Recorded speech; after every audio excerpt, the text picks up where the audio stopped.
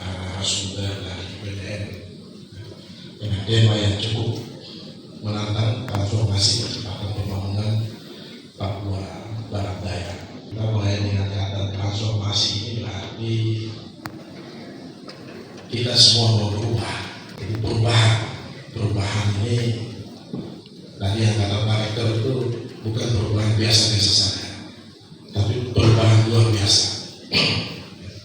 Jadi perubahan luar biasa. Transformasi itu harus diterjemahkan sebagai satu perubahan yang luar biasa. Jadi bukan perubahan yang biasa-biasa saja.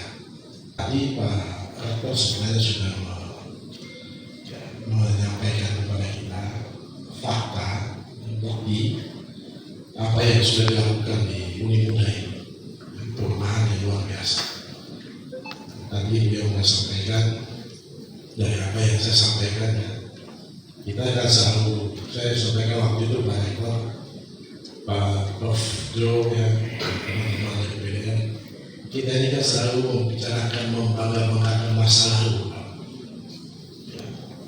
Jadi semua masa lalu itu kita bangga-banggakan, tapi kita tidak mempersiapkan masa depan kita.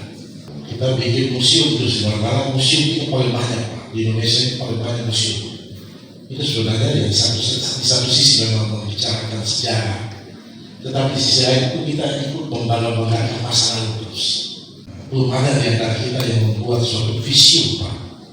Nah, itu yang saya sampaikan waktu itu Pak Rektor, kita butuh visium. Jangan museum-museum saja. Bagaimana 20 tahun ke depan, bagaimana 40 tahun ke depan, Papua Barat Daya bagaimana, Uni Muda bagaimana. Harus berani kita membuat mimpi tadi, ya, mimpi kita itu. Ini satu sudah terbukti yang belakang ini. Jadi yang dijawab oleh Pak Rektor ini sebelum ada dukungan dari Presiden akan untuk mewujudkan mimpi. Tapi kalau mimpi itu tidak, bagaimana mau kita wujudnya karena mimpi? Ya, kita kadang-kadang mimpi kita itu terlalu dalam. Ya, mimpi kita itu yang singkat-singkat saja, besok menjadi apa, seterusnya. Kita tidak pernah untuk mimpi 20 tahun berikut jadi apa. Ya, 20 tahun berikut jadi apa. Itu tidak pernah kita mimpi. Saya SMA itu di Fafak, saya diajak sama teman-teman ini Pak. Sekarang PJ Gubernur Papua Barat, Pak Ali Paham dan teman-teman saya satu kelas. Ajak saya masuk APDN Pak. Ya, APDN itu di Jayapura, di Yoga di Jayapura.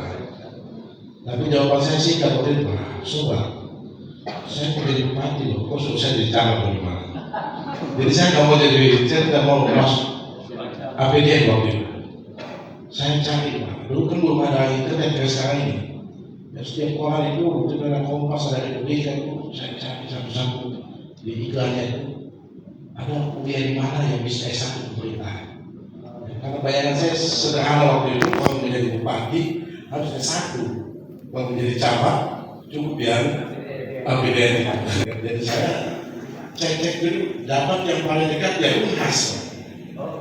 Ya, maka saya ikuti baru milihnya itu. Tidak ada orang tahu juga. Orang tua pun saya tidak tahu. Kalau orang tua tahunya itu saya milihnya di Uncen sama Unipa. Uncen, pakai apa ya? Jadi saya kata saya dari IPA, jadi saya ngambil dari pertanian di Faberta.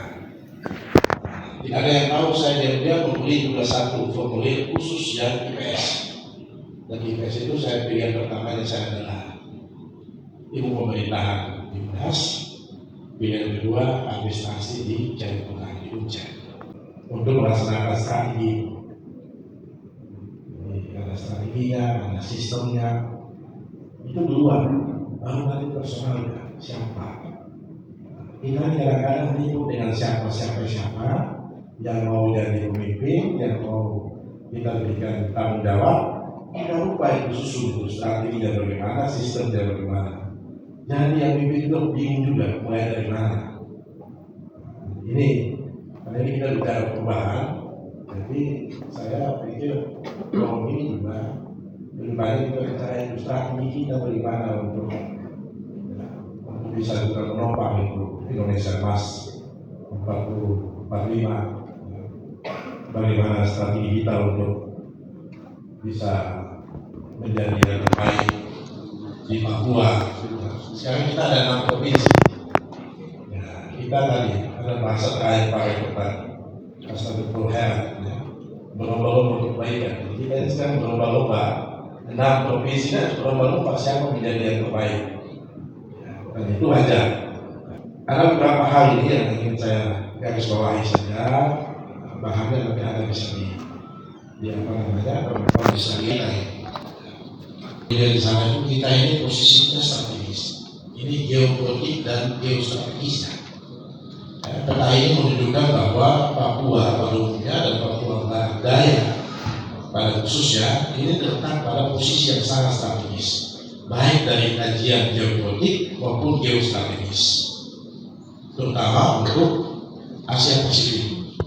Nanti kita kalau kita pergi ke Korea atau ke Cina, ya mungkin butuh waktu 3,5 jam. Ya, saya dikasih tahu ada kelas lusa nanti besok mau langsung ke Cina, itu hanya 3,5 jam. Ke Jepang juga pasti dekat-dekat sini.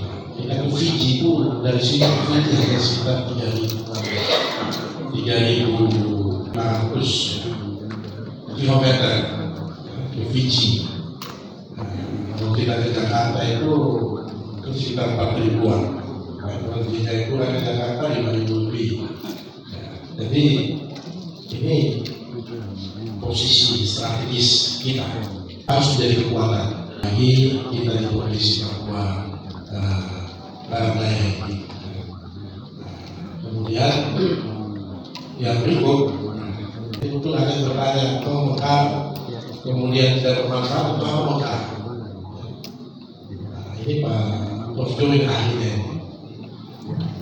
Jadi pertama ini ada dalam konsiderasi undang-undang kita yang disebutkan begitu, untuk mengangkat harkat dan martabat, kemudian peningkatan kesejahteraan, percepatan keberadaan pembangunan, peningkatan pelayanan publik. Jadi itu tujuan dari pemekaran. Nanti kita ukur apakah betul itu. Maka ini kemudian pelayanan publik semakin baik. Maka ini kemudian kesejahteraan semakin baik. Itu nanti bisa beberapa tahun kemudian, paling tidak 5 tahun ke depan, bisa dilihat dan dievaluasi. Nah ini kan Barat Daya itu jadi gerbangnya Papua. Semua yang mau ke sana ya, di sini nanti Belido ini akan menjadi pusat distribusi logistik untuk Papua. Bank Indonesia sudah merencanakan akan membangun semacam gudang uang itu untuk distribusi tanah Papua. Jadi sebenarnya itu sudah jadi gerbang tanah Papua. Jadi kadang-kadang ini masih belum ini connect ini, Prof. Pemikiran teman-teman di Jakarta dan pemikiran kita di daerah. Jadi kalau Jakarta ya kita itu masih kayaknya masih dengan tidak mampuan begitu. Karena kita usaha masih mau yang hebat-hebat begitu. Ini juga soal ini. Nah, kemudian yang berikut itu adalah visinya adalah tadi maju, ini sehat, cerdas, kemudian produktif, inovatif, adil.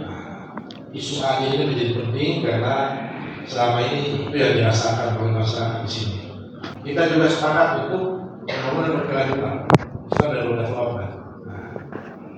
Kita jaga ekosistem kita jaga lingkungan kita.